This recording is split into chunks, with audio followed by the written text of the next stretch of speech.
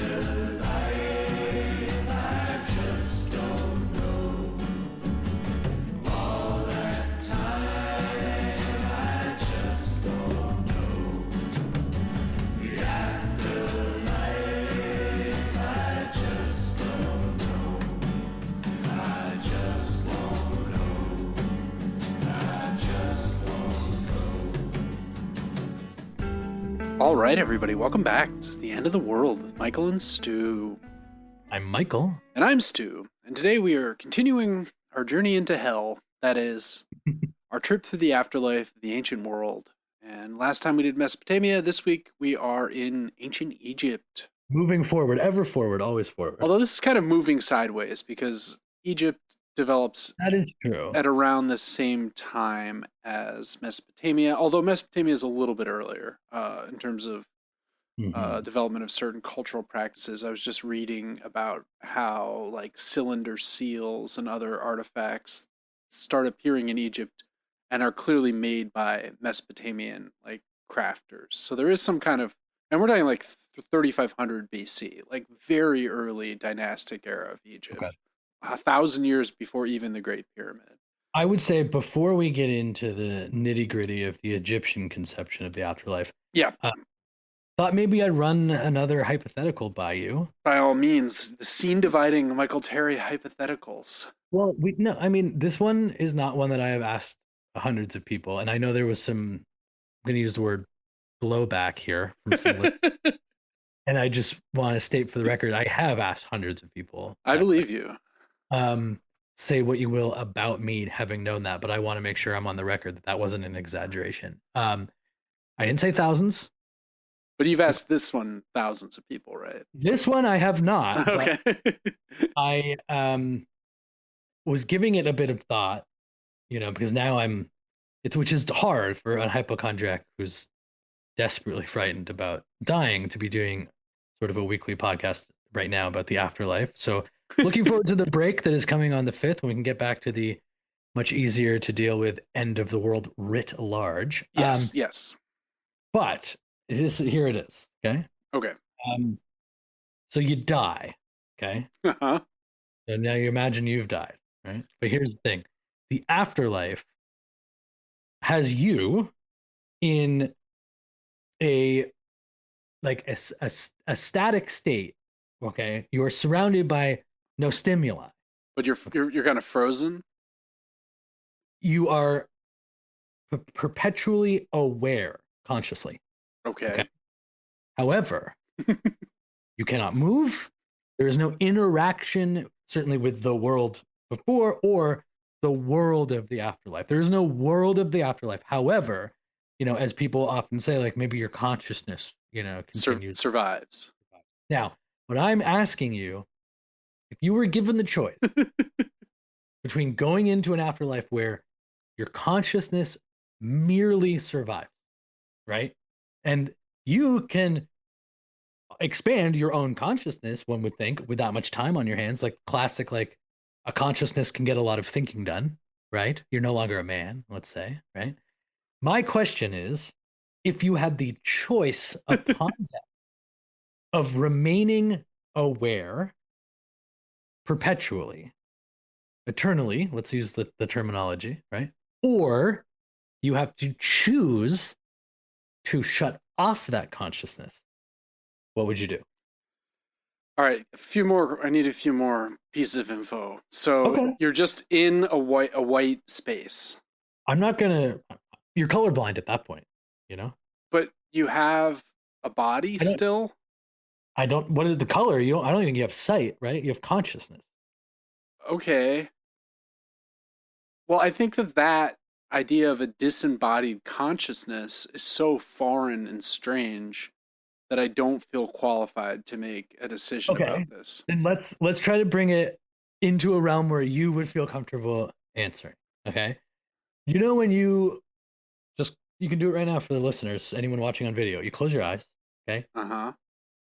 You got an internal monologue going on. Do you hear a voice? Some people, they say don't hear a voice. Yeah, obviously I hear a voice. Okay, so you hear a voice, right? That is still there, but nothing else is there. Would you do that forever? or would you willingly turn that off? I think you've got to turn it off, right? You think you would turn it off? I mean, Michael, without any external stimuli, you're just feeding on yourself.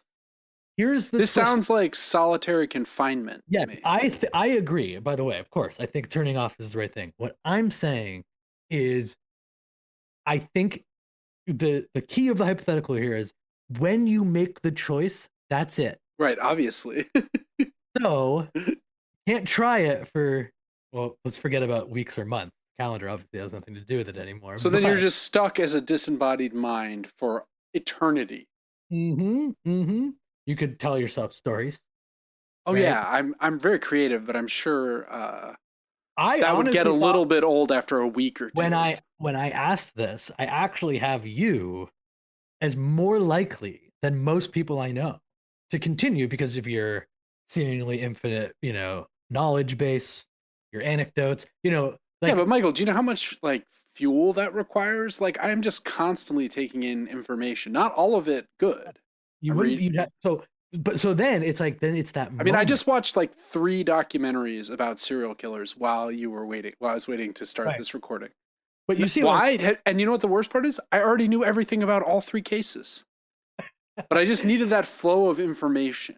yes, coming right. I understand it's part of what makes the podcast quite listenable. But my point is, I agree with you. However, I think you're underestimating just slightly the difficulty of before having engaged in that process of continued consciousness, having to turn off. You don't get to turn it off after a bit. You have to choose right away without knowing anything.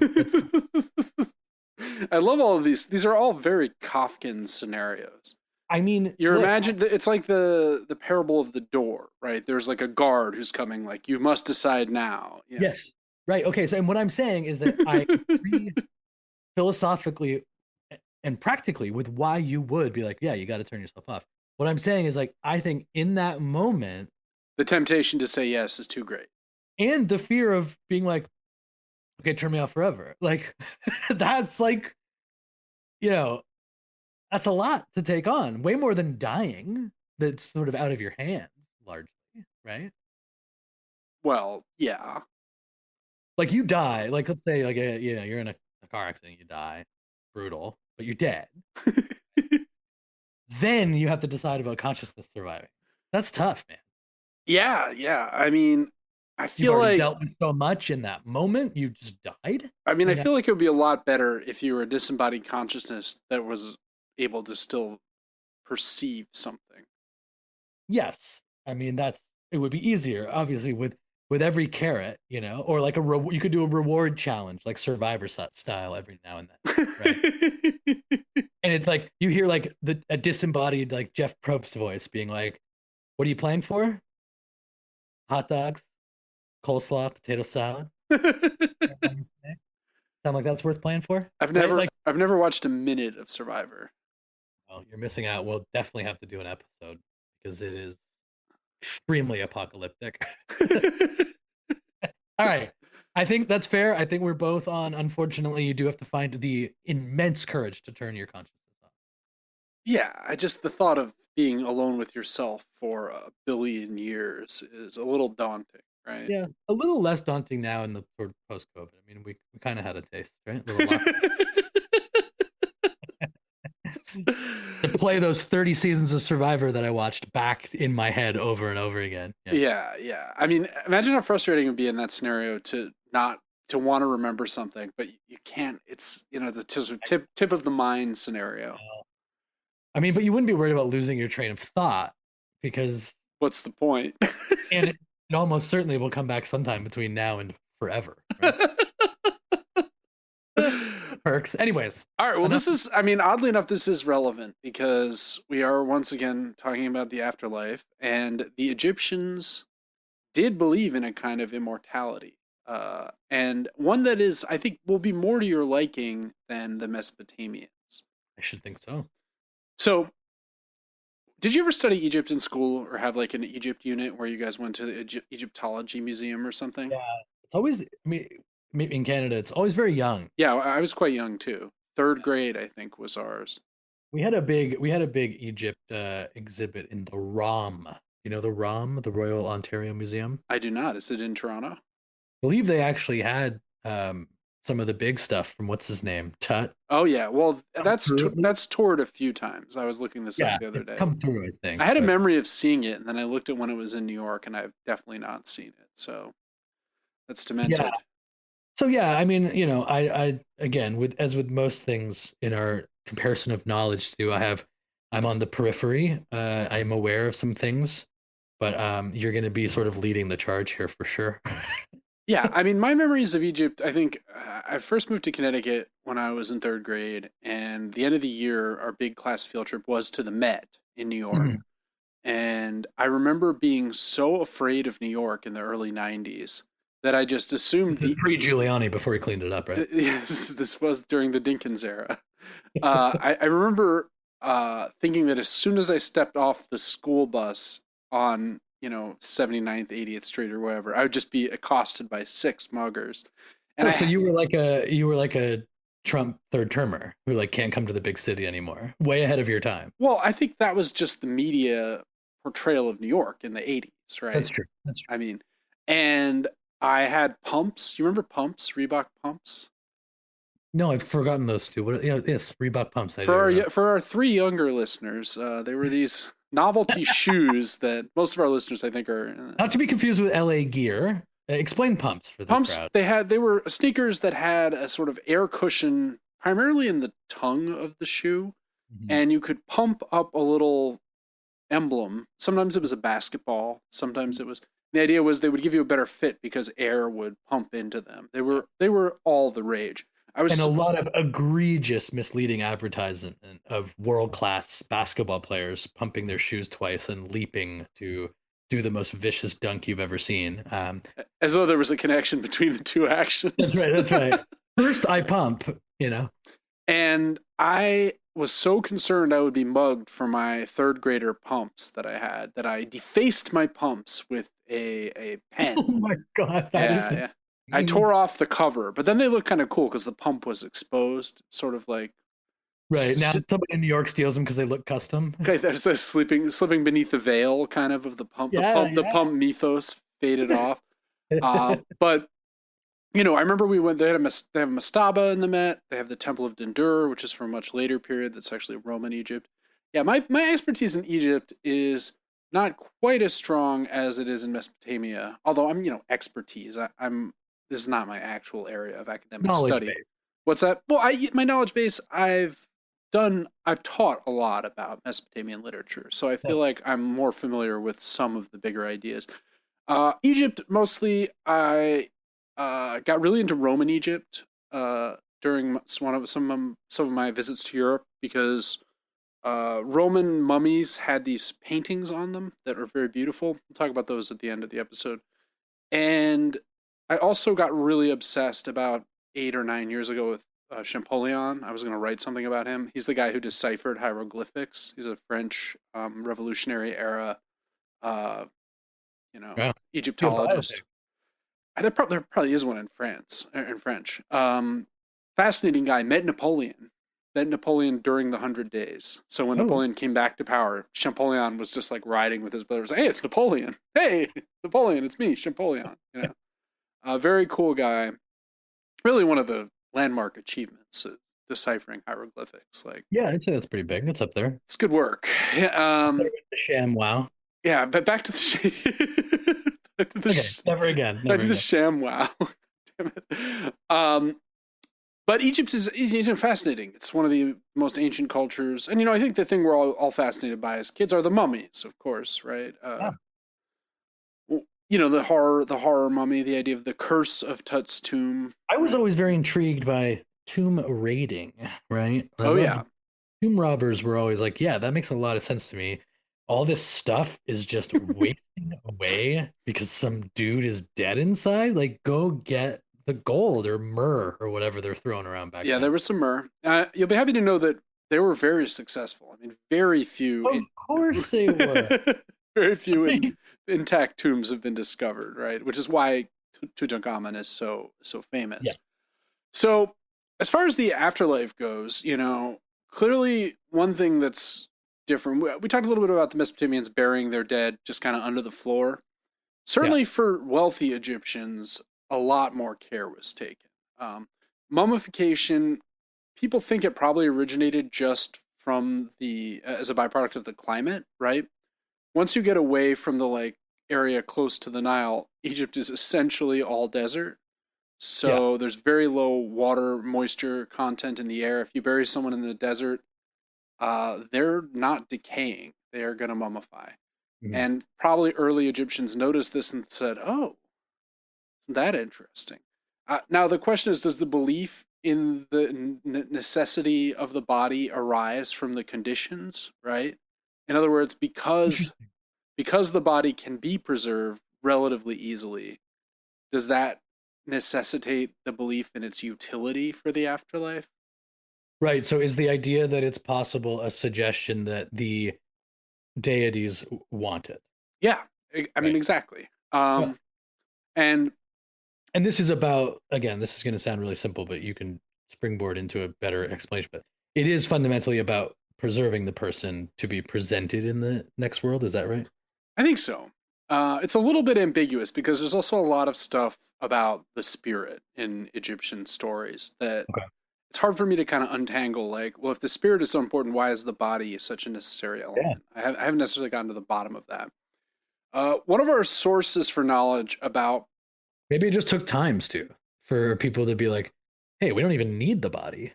You know what I mean? Like they've identified the spirit, and then they're like, I'm sure we need the body still. And then, well, fast but a forward. lot of other ancient peoples don't need the Yes, body at all, that right? is I true. mean, ancestor worship. Although, we talked about skull cults.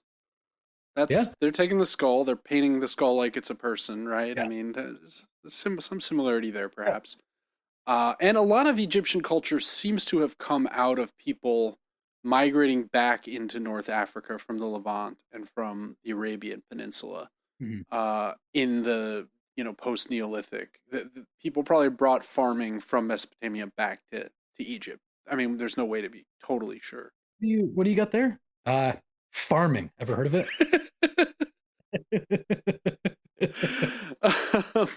Our source for info on this is first the pyramid texts. The pyramid texts are hieroglyphic inscriptions found in the walls of not the earliest, but slightly later pyramids.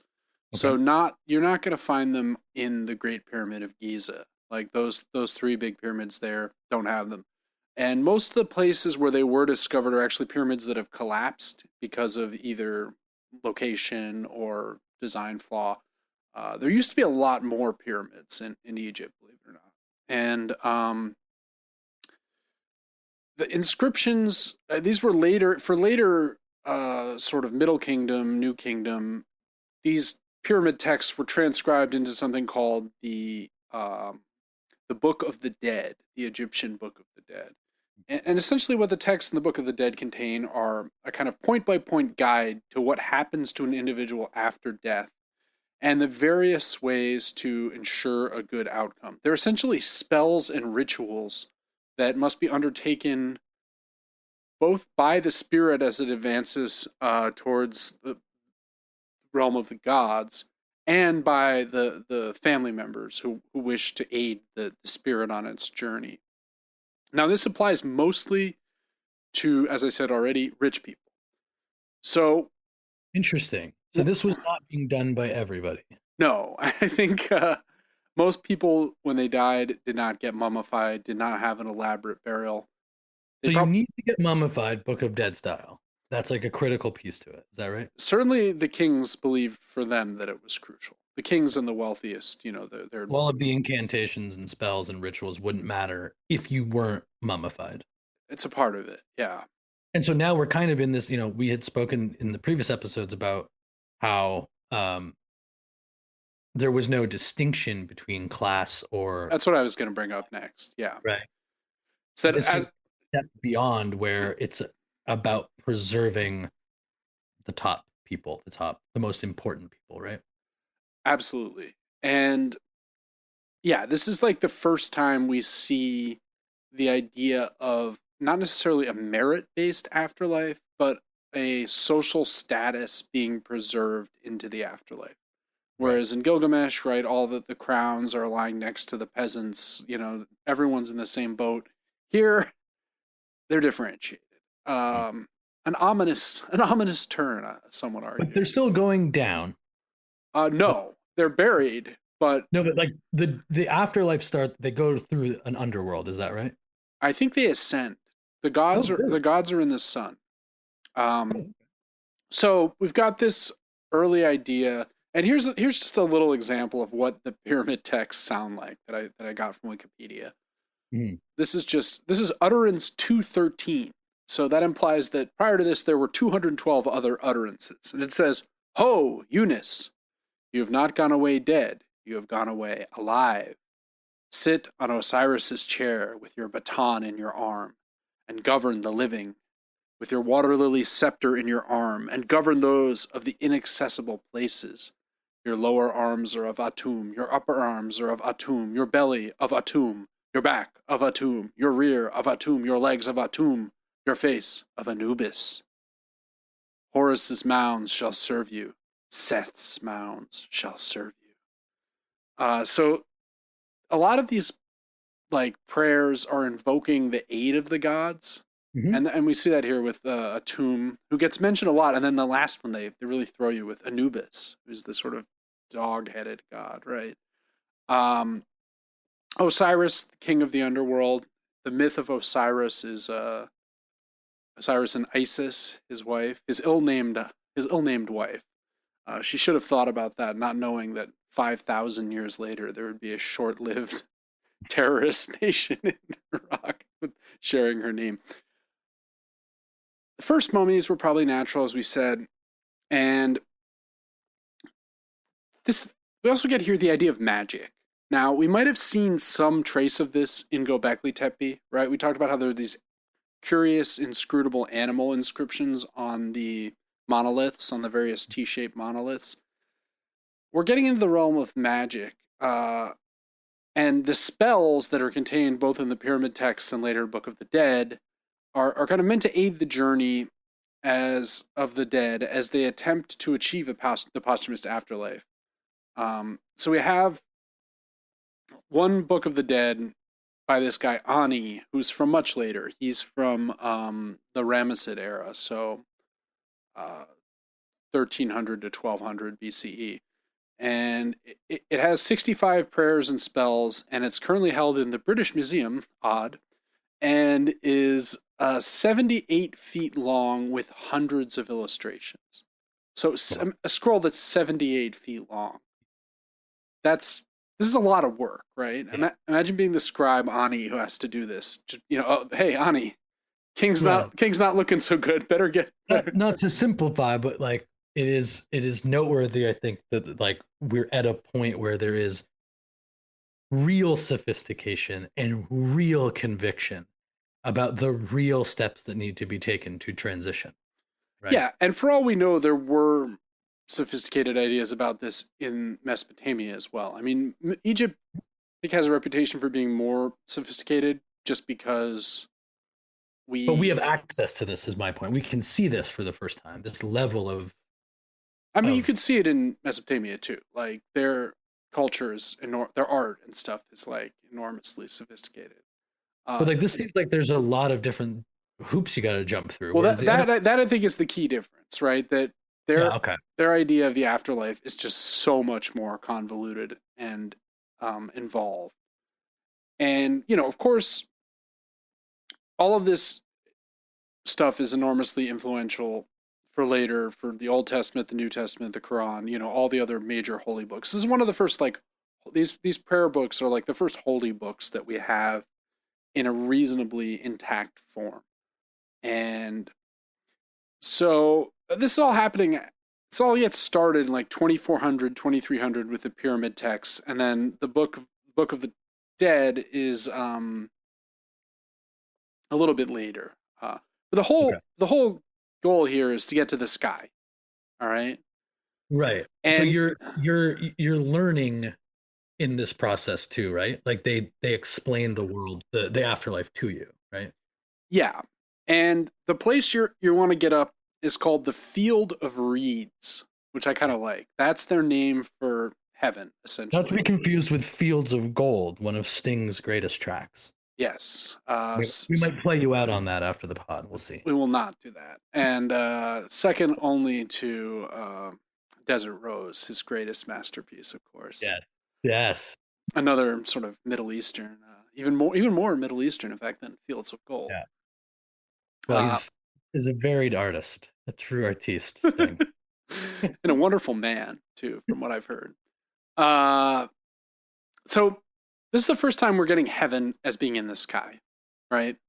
Big influence on a lot of stuff that come after. Huge move. Yeah, right. Yeah. That's what I was saying. The beginning of the Book of the Dead is they do enter the tomb, they do descend, they regain their powers, their movement, speech, right? And then they learn so that they can end up in the sky. Yeah, because a big part of the Book of the Dead is like, you can fly. Like, remember, you can fly. Yeah, that's a nice little treat, right? I believe last time I believe you can fly. Yeah, it's an interesting transition from like, again, like you said, you pointed out to me, which I didn't know, there wasn't that much time between these two things, comparing it to the Mesopotamia episode we did, but like those guys were just like confined to a bird costume. Yeah, they're birds, but they're underground. Right. Whereas finally, it's like, you know what? We're gonna fly after this fucking life is over. Why not? Let's just put it in here. Yeah, and I think the Field of Reeds is significant. First of all, it anticipates the Greek idea of paradise, the Elysian fields, but it also, I think, connects to the centrality of the Nile to everything in Egyptian life. Right. One thing that's different about Egypt than Mesopotamia is, Mesopotamia is between the two rivers, but Egypt is like, the Nile floods every year and then recedes. There's like a really cyclical kind of like ebb and flow to their entire existence that kind of resonates with that. And the idea that paradise mirrors the world that we know on Earth, I think makes a certain amount of sense, right? Yeah. I really struggle hearing ebb and flow as like do you know why? Why? It's really humiliating, but I spent years thinking that even flow by Pearl Jam was in fact ebb and flow, and was called out by someone in like kind of a brutish way that sort of like cut me. And I've been singing it enthusiastically. Like at a Pearl Jam concert? Maybe like at a party, or when you're just hanging out with your buddies. You were like, ebb and flow. Yes, that's right. And the guy was like, no, Michael, you idiot, it's even flow. But now I do listen back to him, like, even for all of Vedder's like enunciation difficulties, it was extremely clear that it was even flow. Not difficulties, powers and artistic choices. No, I'm just kidding. I'm not going to bat for Vedder. I mean, important band to me around the time I was defacing my pumps, but not yeah, they're fine. They're fine, exactly. They're not what some think, but they're no Oasis. Let's just leave it at that. They don't have a single song that can touch the top 10 Oasis tracks. I mean, Even Flow may be their best song, right? Now we're in trouble. Corduroy, good song, but come on, none of them are as good as Champagne Supernova. I mean, come on. Anyway. Yes. Yeah. The Champagne Supernova in the sky, perhaps alluding to the Field of Reeds. Yes, I've brought us back there.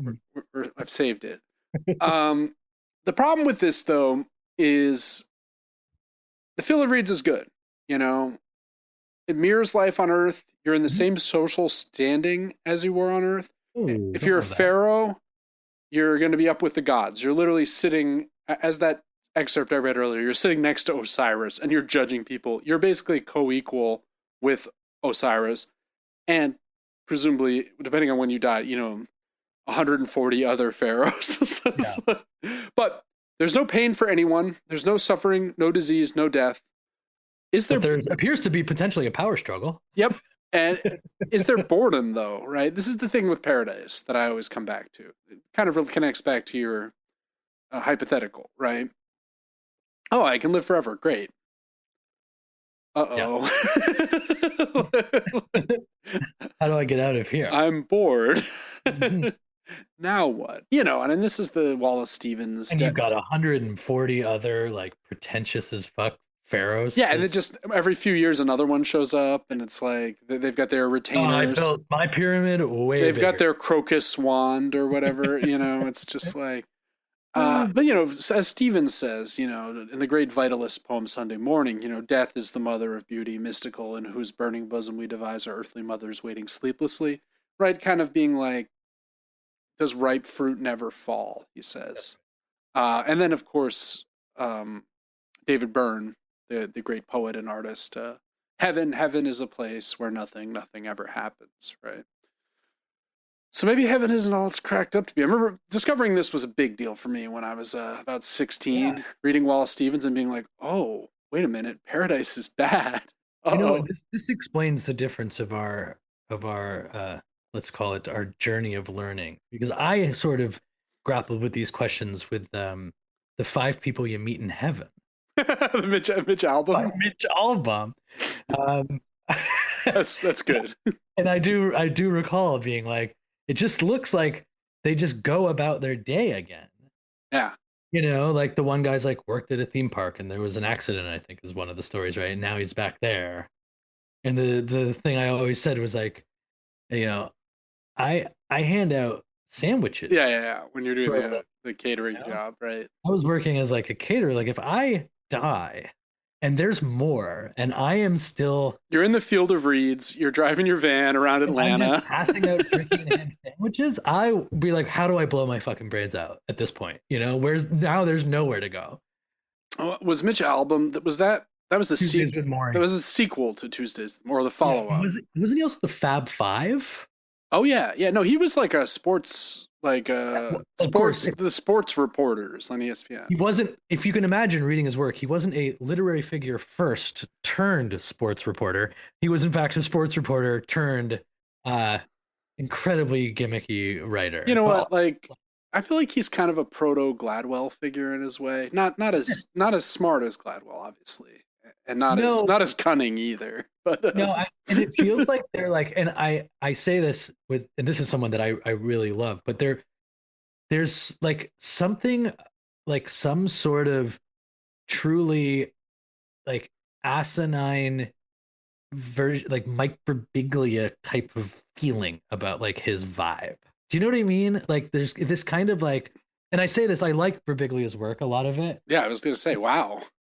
But Shots fired at Birbiglia. I'm saying more like the negative version of it, like where the shtick is too sticky and there's not enough clever sleight of hand going on, and instead it's just like Mitch Albom like explaining people trying to come to grips with their death in like the most boring way. Does that make sense? It does. Yeah. But there's a problem as far as the Egyptian field of reeds. You know, it sounds good, but getting there, not so easy. Yes, it looks incredibly difficult. There are evil spirits that want to waylay your soul, and especially if you're the king or a powerful vizier or something. And the reason for the spells is to prevent that from happening, basically. So there's Osiris and Isis are the main 2 gods, as we talked about. There are hundreds of lesser gods. There are 42 judges that sit in a place called the Hall of Truth.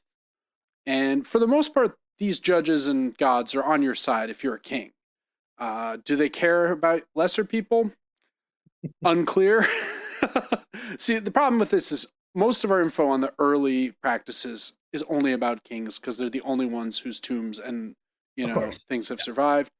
Only a rich person might be able to pay for this priestly spells, the rituals, pay to have mourners come and like keep the temple offerings going, whatever that might have been required. But you could also see how this could be kind of create this is very trickle-down economics, create a culture of aspiration in Egypt.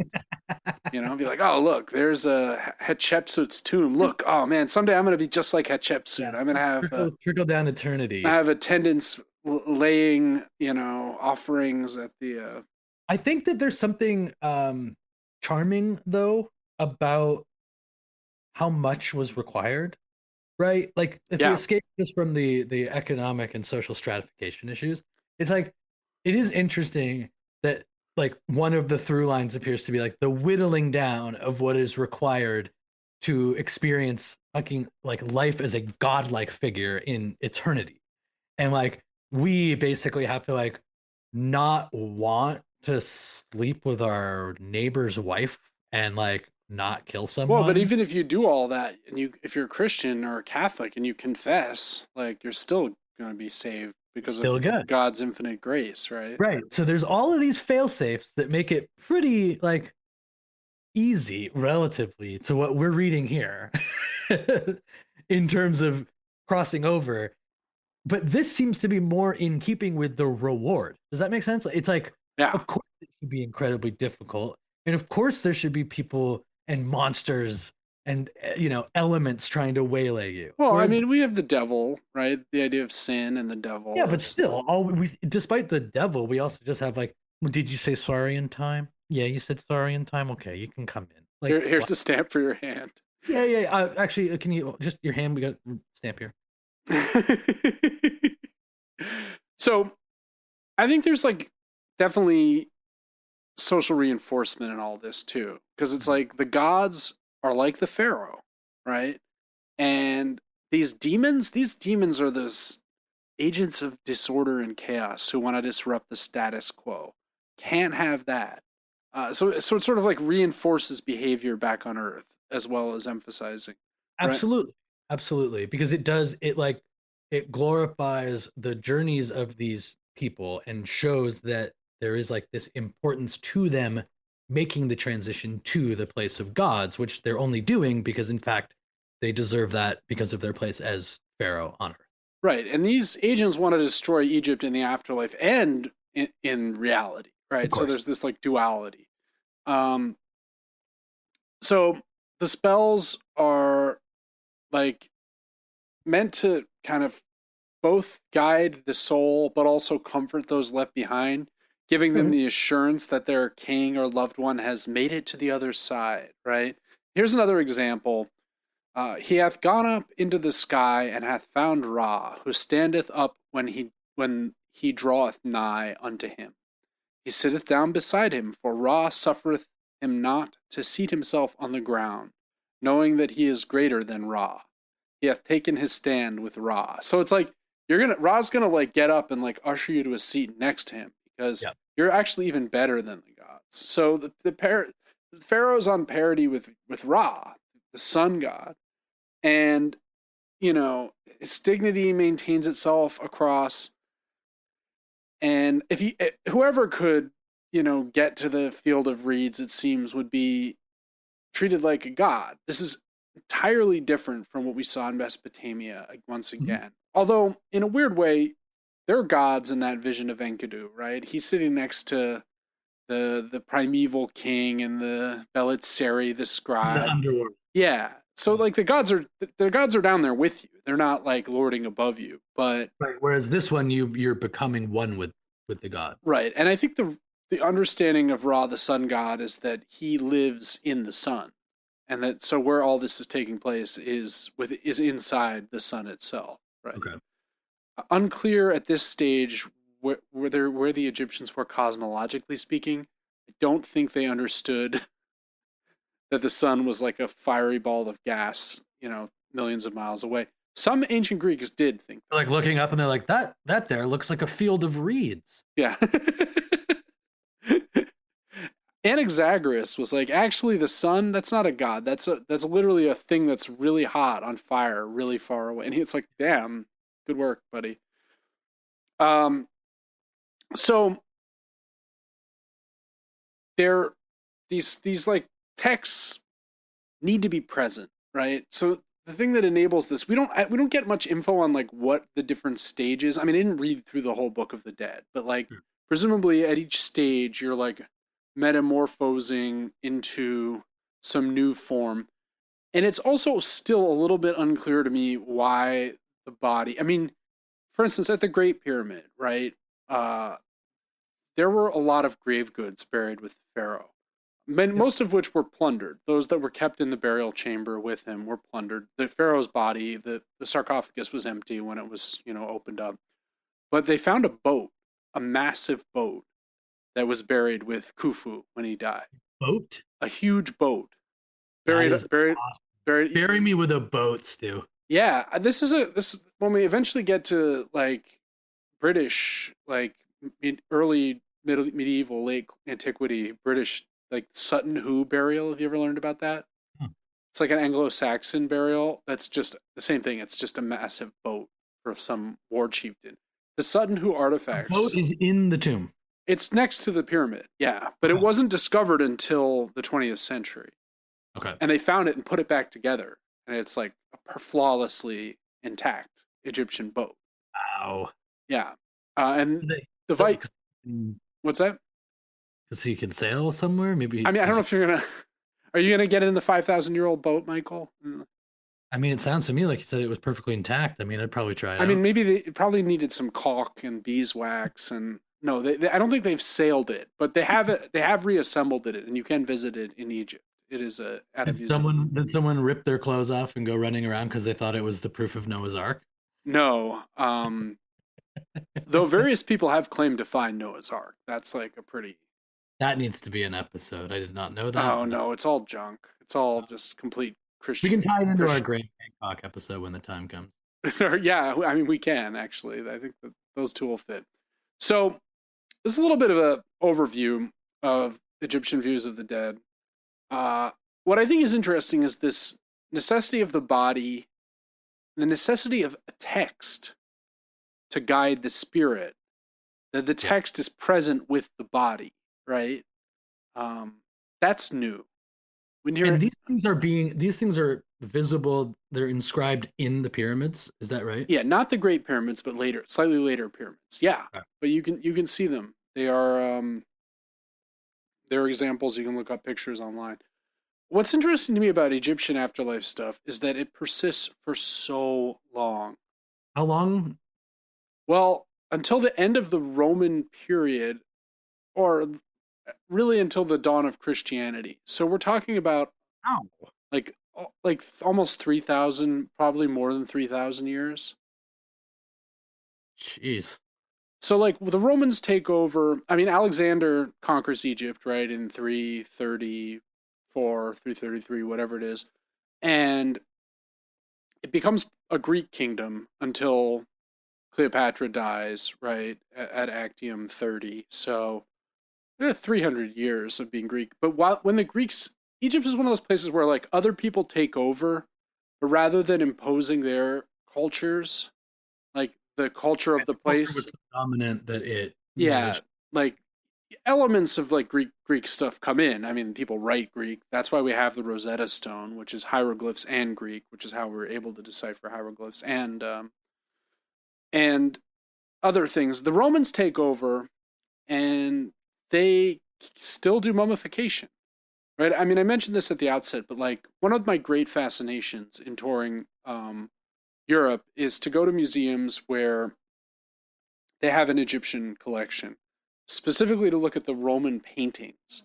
Because I think, we're talking about sophistication, right? And like we see this Egypt stuff and we're like, oh, damn, like they're really advanced, But keep in mind, for the most part, we only have their sculpture and their metalwork, right? And what's cool about the Roman era is they stopped doing the kind of like lifelike sarcophagus faces, and they started doing these beautiful paintings of what the person looked like in life and affixing them to the coffins. So when these mummies were found in the 19th century or whatever, those paintings, which are on parchment, or they're on wood, I think for the most part, are perfectly preserved. So it's one of the few windows we have into like what was visual. Where are these things shown? Housed? All over. Yeah. Like any reputable. I mean, one of the best places for it is Munich. When I went to Munich, Interesting. the mummy paintings are incredible, and you see them and you're like, oh, like the Romans were really good at painting. Yeah. It's like oh, because I mean we have this view of the ancient world that's very white, in that most of the stuff from Athens is the Parthenon. It's all just white marble, but we always forget that all of this stuff was elaborately painted. I mean, the pyramids themselves were clad in elaborate white marble, most of which has been stripped by subsequent. So, like, we see the pyramids now, you're like, oh, those are really huge and cool. Like, back in the day, they were white, gleaming, for thousands of years. And yeah, these mummy paintings are just like my favorite thing. And, hieroglyphic inscriptions continued to be used until the 3rd century, 4th century CE, right? So into the 300s, after 300 years after Christ. It's around then that Rome starts cracking down. They fully convert. 395, Theodosius is like, paganism is over, closing all the temples, only churches. At that point, people... Time to reign for another 1,000 years, etc. Yeah, well, I mean, they would persist for 1,000 more years, mostly in Byzantium, but still. Interestingly, around this time, the ability to read and decipher hieroglyphs is lost, right? So I think the last new hieroglyphic inscriptions are from like 410 or something, somewhere in there. And people forget very quickly how to read them. And in the Middle Ages, they become thought of as almost like magical incantations. People are like, there's magic in these hieroglyphs. They start... Well, like not even necessarily human. Like being... human, but like divine or something. Yeah, not alien, but like... And I think that's really interesting. It's not until the 1820s that Champollion completes his decipherment. So for all that time, again, like with Gilgamesh being lost, so all this... This isn't divine. This is just directions to the library. Yeah, no, I mean, exactly, right? Yeah. This is just Ptolemy the Seventh bragging about how many Berbers he slew in a mission, or, I mean, that's what it is, right? Yeah. I think writing is such an important part of the afterlife, right? Because writing is the materiality of an afterlife. What do you mean? Well, like, we don't get to see it, but what people write down about it, like, gives it its material quality. Right. I mean, without writing, we're just speculating. Obviously, what is written down, as we talked about last time, is like also speculative often and exaggerated. But the idea of them encoding in the walls of the pyramid, that is the movement that we've sort of been chronicling in this first part of this series, right? Which is that the information that we have from prehistory is obviously any speculation on top of their speculation, right? Yeah. We are intuiting what we think from what we have. This is a moment where we are seeing what their speculation is, right? We are seeing what they believed. Yeah. That's right. Yeah. So pretty interesting stuff. I like the Egyptians. We'll talk about them again, either. Hopefully not. I hope so. 3,000 years, they probably reappear on the podcast at some point. Oh, yeah. Not just through Graham Hancock or Eric von Daniken or aliens and stuff, because I think all that's, the obvious view of all that is it's just racist, right? Yeah. It's like, oh, dark-skinned people made the most impressive. No, I think not. It was aliens, right? Must have been aliens who did this extraordinary thing. Idiot. What? All right. Well, that's good for Egypt for now. Next week, if you thought I didn't know as much about this one, I really don't know as much about what we're doing next time. And that is the early form of Hinduism known as the Vedic religion. So we'll be talking a little bit about ancient India. Right. And it's going to be interesting. And I'm looking forward to it. In the meantime, if you like the show, you can follow us and like and subscribe at the podcatcher of your choice and leave a rating and or review at that podcatcher, or just tell a friend about how wonderful the show is, Or you can follow us on Instagram at the End of the World WMS. You could also do that. That would be welcome. And so ancient India, yeah, it's gonna be a trip starting to get into some more nuanced and complicated ideas of reincarnation. And I think it'll be worth your while. And it'll certainly be worth our while. And until then, this has been the End of the World with Michael and Stu. I'm Michael. And I'm Stu. And we'll talk to you real soon.